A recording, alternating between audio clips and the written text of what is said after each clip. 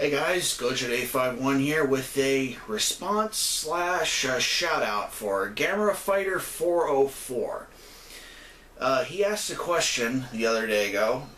Unfortunately, I don't know how to reply to his question. I tried to reply to his question on my YouTube comments thing, but it's not letting me for some reason, so I thought I'd just make a video just saying. He asked me, what is this book here that I am using?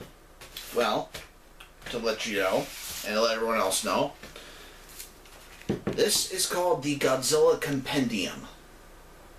Okay, this covers the films from Gojira in 1954 all the way to Godzilla vs. Destroya. Because originally Godzilla vs. Destroya was the final film that, well, not the final film, Destroy All Monsters Extras, but for the next series, that was supposed to be the final film, and then they were going to leave Godzilla alone for a long time.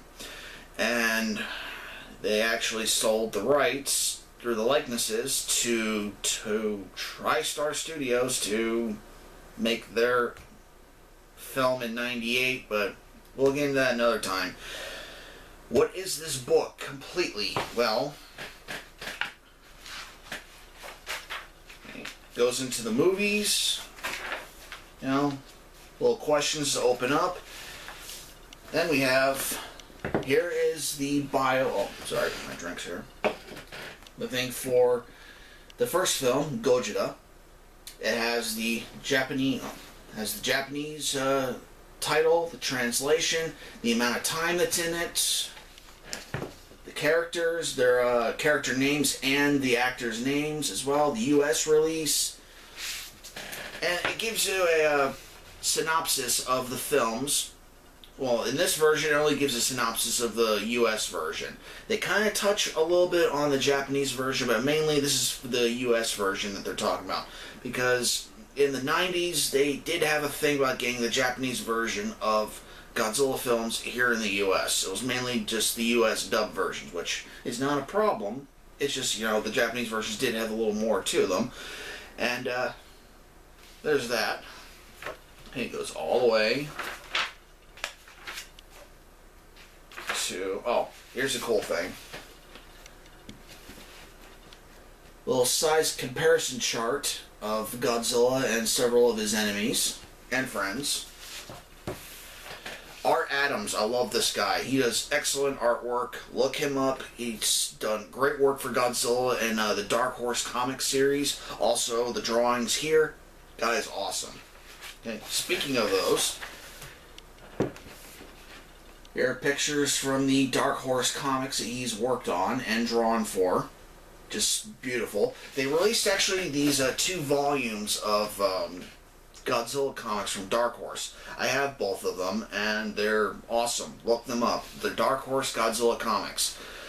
They're in black and white, but who cares? And they did release them in single issues. You can look them up online, but, you know, the books are just as good. Okay. Looks at different works from Random House. Okay. Okay. Inside Godzilla section. Okay. Different looks at him in pulp culture. Not pulp culture. Culture. Sorry. There's that. And a very silly but interesting section called Godzilla as a Parenting Tool. Okay, if you want to go that far. But my favorite part of this book, well, not my favorite, probably my top 2 favorite parts is the Godzilla biography section. What is that? They actually show the monsters all the way from 1954 all the way to 1995. Their sizes, their weights, their weapons, their abilities. You know, full drawings by Art Adams. And they go into little paragraphs of different things about them as well. Now, here's the Godzilla size comparison chart. All the way from the Showa, actually from Godzillasaurus, all the way to the Heisei Godzilla. Okay.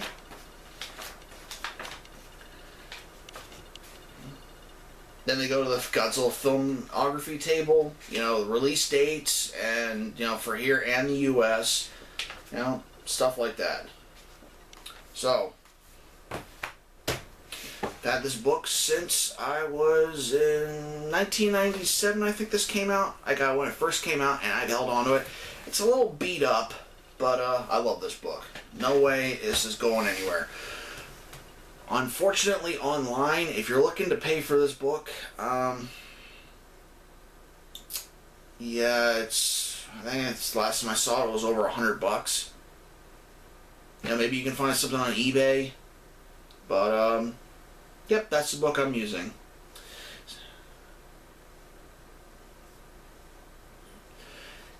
And the guy's name's Gamera Fighter404. Alright, well, this is Coach J51 saying goodnight. Hope this answered the question. See y'all later.